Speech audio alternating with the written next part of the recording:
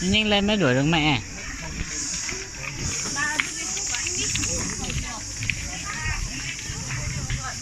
Đi chưa? Đi nhanh lên mới đuổi được mẹ.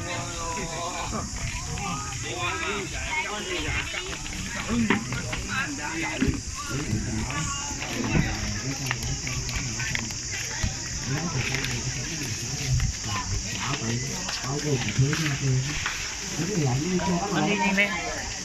Đi nhanh lên, đi nhanh lên. Đi nhanh lên, đi đường này. Thấy mẹ kìa, mẹ đi nhanh kìa. Ủa, nắng quá. Hỏi ra kia chứ. Hỏi ba chơi chứ rồi. Đi nhanh nào con nào. Chứ con luôn.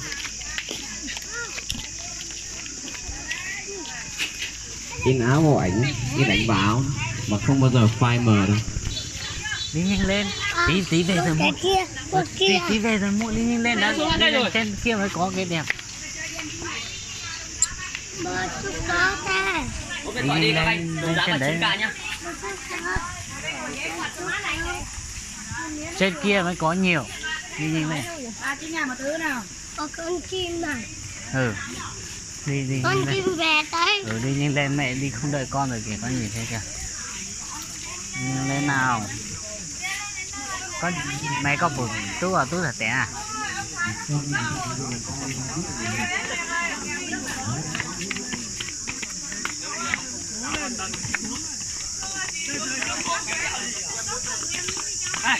Xuống đi mà không có gì đâu.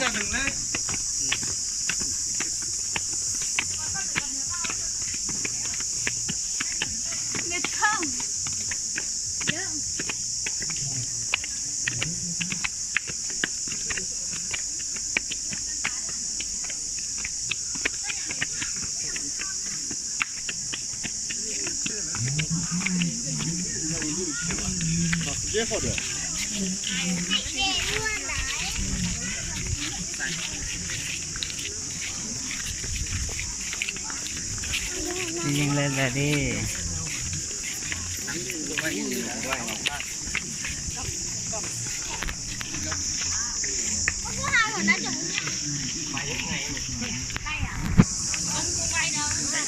Xem bác tụa đã về rồi kìa.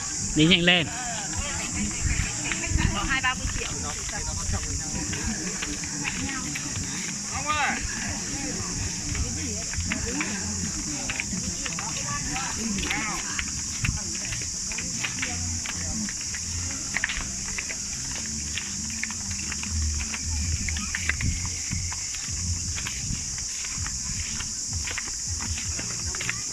Mình ấn lại mình xem đây, ảnh từ điện thoại di động của mình ra là in được ngay. In ngay chính ảnh gia đình mình và cháu mình lên cốc, áo, đá, tứ, pha lê và ốp điện thoại. Ảnh in lên áo thì thách thức tất cả các loại bột giặt hàng đầu Việt Nam.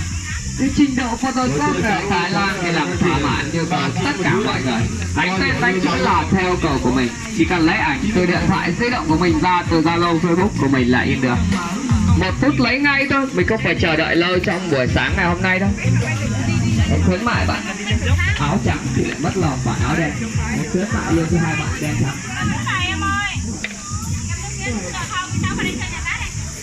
Ôi đi nhanh lên, trên đây có ngựa kìa.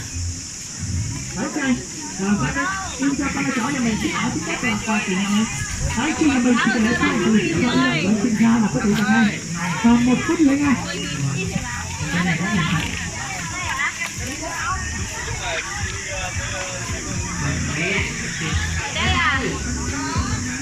Ở đây rồi, nếu như mà cái hòn đá trên kia, ở trên này này. Nó bé quá gì. Đi con ngựa kìa, con nhìn con ngựa kìa. Thế số 7 á? Vâng. Vâng. Con này con có trèo lên ngựa không? Cưỡi ngựa. Cưỡi ngựa để chạy như trong phim ấy.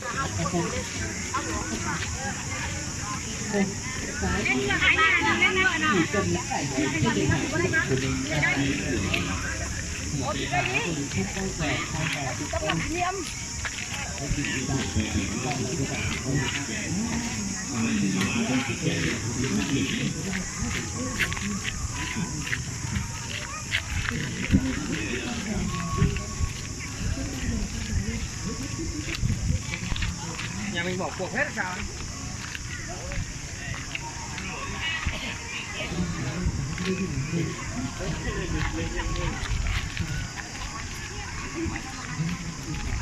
Chân tay nhá.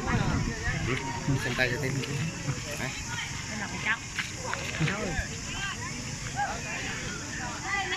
Đến rồi. Taxi của Tây Bắc 2.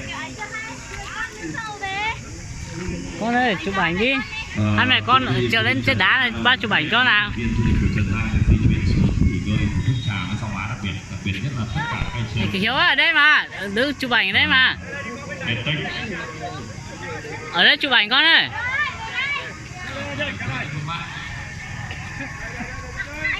Hiếu ơi, nhanh lên. Lên nó mới đẹp. Hả? Chụp từ dưới lên. Cái này đẹp mà. Đây. Nào từ từ đã, chụp ảnh đã. Chụp ảnh xong đi bơi, nhanh lên. Không tí ba không đưa đi đâu. Nhanh lên. Đứng về đứng với mẹ. Hiếu ơi, có chụp không? Đứng lên nào.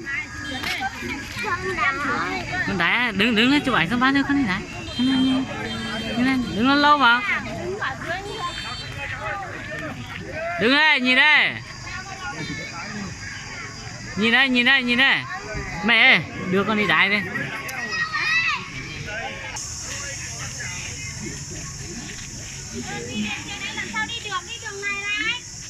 Đi đường này con ơi.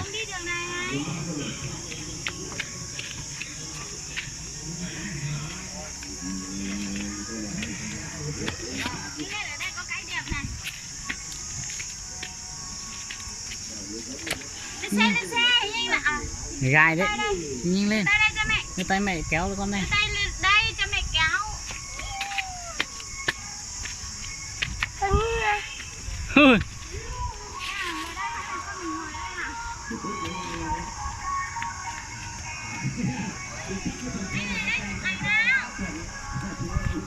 Yeah. Nào treo đấy làm gì? Thôi. Anh về chụp ảnh đi.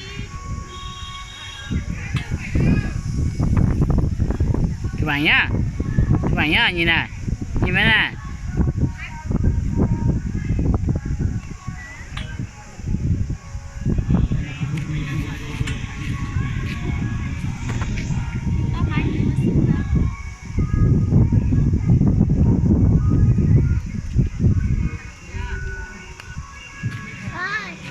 Chụp từ dưới lên nhìn người nó mới đẹp chứ.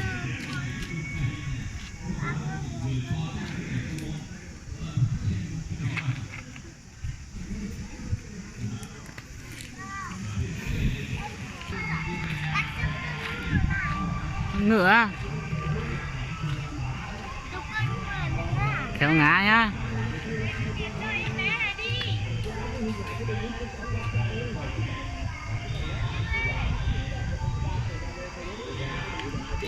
Đấy, đứng im đấy, nhìn đây này.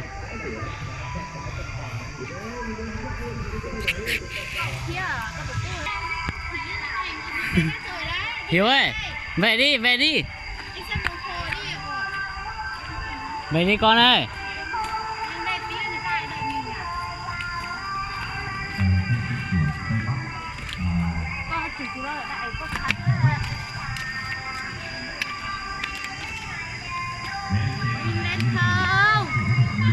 Hiếu ơi.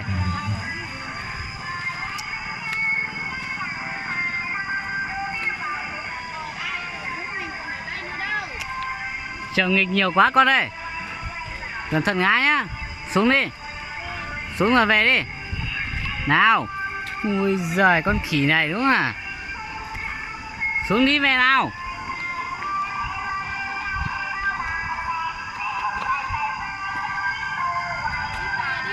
Hiếu ơi có về không? Thôi ba mẹ về trước nhá.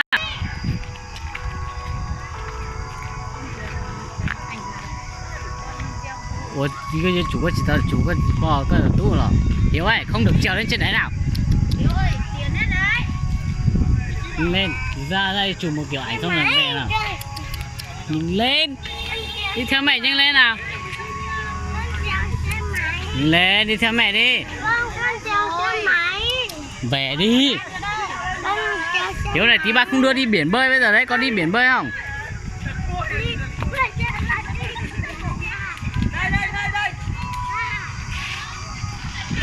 Mẹ ơi, có chụp ảnh đấy thì chụp đi. Đứng ở trèo lên trên hòn đá này nè. Hai mẹ con trèo lên hòn đá này, ba chụp một kiểu đi. Đấy, khi nào mà muốn mua sao má về quà thì đây cũng có thể mua. Đây là sản phẩm đặc biệt nhất của Cầm nước đấy có sao đâu mà. Hiếu nhanh lên nào. tại vì cái này nữa thì có tiền số có được mua được duy nhất mà Cho em mũ lên cao tí con. Mới nhìn thấy mặt. trên cả nước thuộc về từ nước trà đến bán không Hiếu ơi, đứng ở đấy ba chụp ảnh ra nào. duy nhất là được mua Nhanh lên. Quay về đây, không ba đi về trước đây này. chụp ảnh bình thường mà chụp hết cái bánh nhỏ không lái chụp đủ tại vì cái này là sát quá chỉ ăn với nhà chơi. Bỏ cho cái mũ lên cao tí mới nhìn thấy mặt. Cái này duy có duy nhất chỉ phát triển nó có cho nên là tất cả trên trên là duy về về phát triển cái không lái. Về đi con ơi. Cái gì?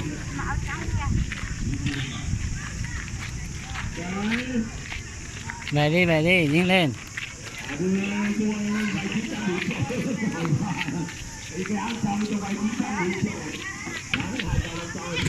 Mày không hỏi xem cưới ngựa em một lần bao nhiêu?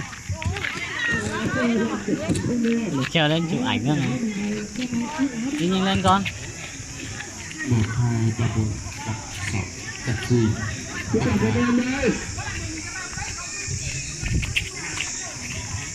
Nhanh lên con.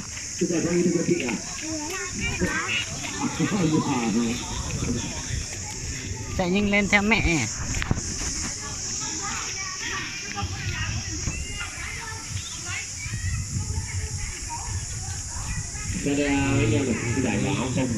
Đây anh chị gái cái vào xem đi. Đây ảnh chắc quy thuật của mình ra là anh được đấy. Chỉ mấy em đẹp phút thôi. Con này con đạt điểu á này. Anh chị gái cái vào xem đi. Anh chị gái bé trai cái vào xem đi. Đây ảnh chắc quy thuật của mình ra là anh được đấy. Chỉ được anh chị gái. Con nó nhìn thấy con đạt điểu không? Đây, về đây ba cho con. Đây ba cho con xem con đạt điểu. Đây con đạt điểu đây.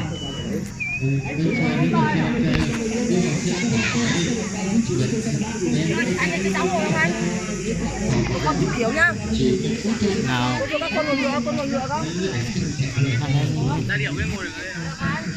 Chạy ra đây. Chạy ra đây con ơi. Con trèo lên cái ghế này để ba chụp ảnh với mấy con đạt điểu. Kia không phải mũ nhà mình đâu. Kia là mũ thỏ đấy. Sao về hết rồi. Nhìn lên đi về không? Kệ con đứng lên trên đấy chụp kiểu ảnh xong về. Hai bố này. Hiếu ơi đứng ở đấy thôi. Quay về đây. Không đi cắn đấy.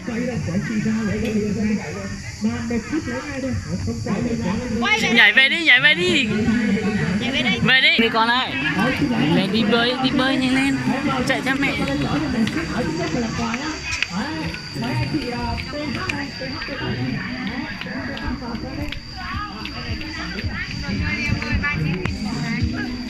Đi nhanh lên theo mẹ đi biển nhanh lên nào. Đi nhanh lên nào. Để nắng mà xem cho vui sự. Đi nhanh lên. Con nhìn con có đuổi được mẹ nữa đâu. Góc áo đá xứ to lên đi rốt điện thoại. Kéo ngã nhá. Áo thì thách thức tất cả các loại tồn tại hàng đầu Việt Nam. Cái trình độ cho tôi tốt là khả năng đi tới tất cả.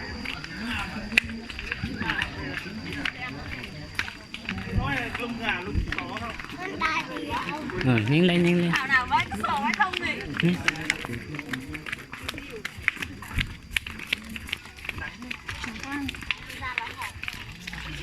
Nhanh lên mẹ kia rồi. Thôi. Nắng lắm rồi. cần gì ăn uống đâu. Thế con phải gọi bác Hoa để gọi con trả con trốn này. Để anh nhìn thấy đấy, làm gì có ai nổi như con em có cái quần này. Con nhìn thấy 5 con này vậy. Nhiều bọn em lại không. Hai người kia vẫn là đội này. Hai người kia vẫn đội mình. Kia vẫn là đội này này.